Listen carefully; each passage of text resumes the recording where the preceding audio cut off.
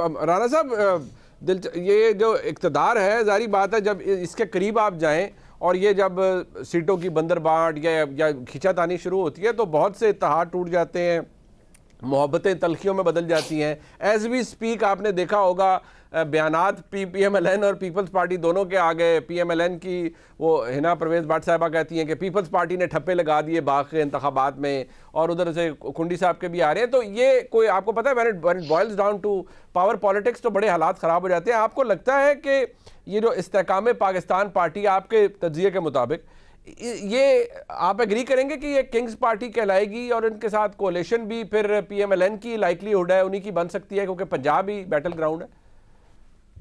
मुनीब साहब, दो तीन चीजें हैं कि किंग्स पार्टी बने ना बने, तासुर तो पहले से ही मौजूद है इसका। जो बात रोखड़ी साहब कर रहे थे ना 2011 वाली, उसके लिए 6 महीने पहले से इमरान खान ने गर्मियों में जलसे शुरू कर दिए थे। एक तासुर बनाया गया था, मीडिया कंपेन हुई थी उनके लिए बहुत बड़ी, और वो फिर जलसा उभारा गया। और आप जहन में रखें कि फिर नवाज शरीफ और शहबाज शरीफ ने कमर कसी और फिर मेट्रो लाहौर में आई और उन्होंने मुकाबले की कि जी ये खड़ा कर दिया गया हमारे सामने। आज मसला दूसरा है। आज मसला ये है कि उस पार्टी मौजूद है, उसके कैंडिडेट खत्म हो रहे हैं और जो उभरेंगे वो भी जाएंगे। उनको रास्ता तो नहीं मिलेगा अगर शाह महमूद कुरैशी को रास्ता ना दिया तो फिर, क्योंकि शाह महमूद कुरैशी या परवेज खट्टक, असद कैसर, इन लोगों के साथ एक मेरी इतला है कि एक है होप कि अगर चेयरमैन पीछे हट जाएं तो इनको इलेक्शन लड़ने की आज़ादी होगी बड़ी अच्छी तरह से, ताकि ये भी हो कि जो लोग उनके साथ हैं वो बिल्कुल बददिल भी ना हो और वो समझें कि जी हमारे चेयरमैन ने खुद पीछे हटाया। लेकिन बिल्कुल उनकी अगर बॉडी लैंग्वेज देखें या उनकी हिस्ट्री पढ़ें तो वो मानेंगे नहीं और वो किसी सूरत में अपने आप को अंडरमाइन नहीं करेंगे, क्योंकि वो जो फैन क्लब की उनकी शुरू दिन से चलती भी आ रही है, तो आप और हम ये तवक्को नहीं कर सकते कि वो फोर्सी कर लेंगे कि अब भी वो कोई ऐसा समझदारी से काम ले ले। ये नवाज शरीफ भी नहीं कर सके थे। जब उनको भी क्लियर हो गया था, और शहबाज शरीफ साहब ने लंदन में जब उनका 2016 में इलाज हो रहा था, हार्ट ऑपरेशन अचानक उनको दोबारा कराना पड़ा था, और राहिल शरीफ का मैसेज दिया था कि वो कह रहे हैं कि आप वहीं रुक जाएं, तो वो वापस आ गए थे। और उन्होंने जिस दिन लैंड किया अगले दिन इलेक्शन कश्मीर का, इन्होंने तमाम अंदाजे गलत हो गए थे और वो बिल्कुल जीत गए सारे के सारे में। अब भी यही है कि अब इस पार्टी जो बनाई गई है ना नई, इसमें लोग मौजूद हैं, इनके अपने वोट भी मौजूद हैं, लेकिन पॉपुलर वोट इनके पास ना है ना अभी बन सकता है। ठीक है, कोलिशन के लिए जो बात अता तारड़ की बात आपने कही, बिल्कुल ये उस तरफ जाएंगे जो लोग हम समझ रहे हैं। आप ये देखें कि वो जो आसिफ अली जरदारी साहब मूव कर रहे हैं ना, ये होगा कि इलेक्शन जो अगर ये मार्च तक भी हो जाते हैं इलेक्शन, नवंबर से मार्च के दरमियान में, तो पीपल्स पार्टी अपोजिशन कर रही होगी उस तरह की जैसे MQM और पीपल्स पार्टी अचानक अपोजिशन में चले जाते थे और निगरान हुकूमतें अपनी मर्जी से बना लेती थी MQM के साथ मिलकर पीपल्स पार्टी। तो ये बिल्कुल उस तरह चलेंगे कि पंजाब में इलेक्शन हो और लोगों को फील हो, जो मालिक साहब ने कहा ना कंट्रोल डेमोक्रेसी, कि वो फील हो के जी इलेक्शन हो रहा है।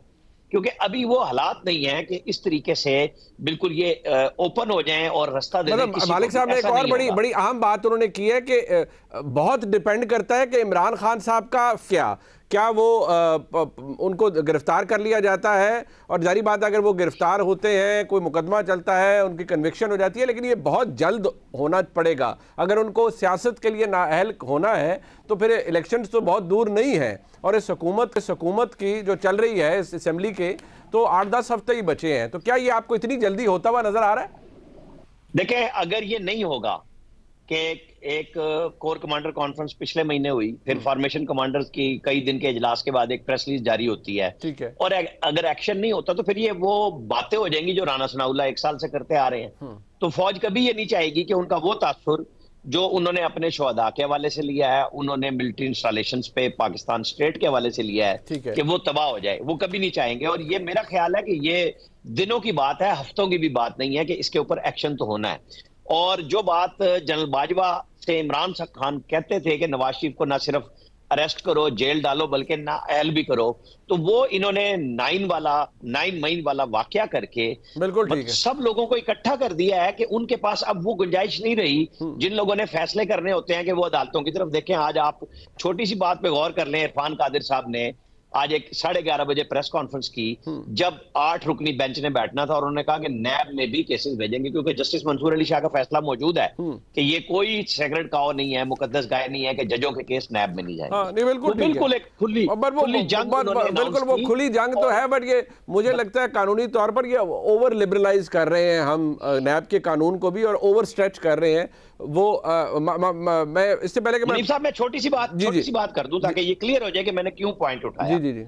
जो लोग कहने वाले हैं ना, वो कहते हैं हमने 11-12 महीने बहुत कोर्ट्स देख ली, हमारे साथ जमानतों के काम हुए, विक्ट्री बना के निशान हमें चढ़ाया जाता था और एहसान किया जाता था कि जी एक दिन का रिमांड दे दिया गया, और अब हम 9/11 के बाद ये जो हमारा पाकिस्तान का 9/11 ही हो गया ना, 9 मई वाला, तो अब कोई चीज नहीं मानी जाएगी जो हमारे हिसाब किताब, मतलब वो ये डैगर ड्रॉन लड़ाई है। मालिक साहब आप कुछ ऐड करना चाह रहे हैं? सर मालिक,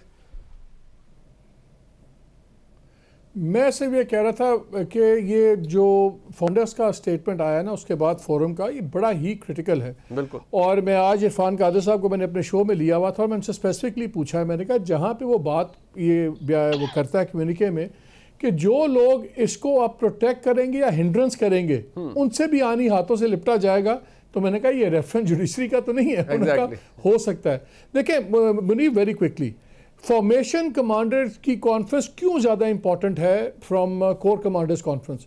ये वर्चुअली पूरी फौज का बयानिया बनता है, बिकॉज जितने वो हाई कमांड जो डायरेक्ट ट्रूप्स कमांड करते हैं वो इस फॉर्मेशन में होते हैं। मुझे 37 साल हो गए हैं जर्नलिज्म में, मैंने इतनी सख्त स्टेटमेंट जिंदगी में नहीं देखी, ना ज़ियाउल हक के ज़माने में, ना मुशर्रफ के, ना किसी के।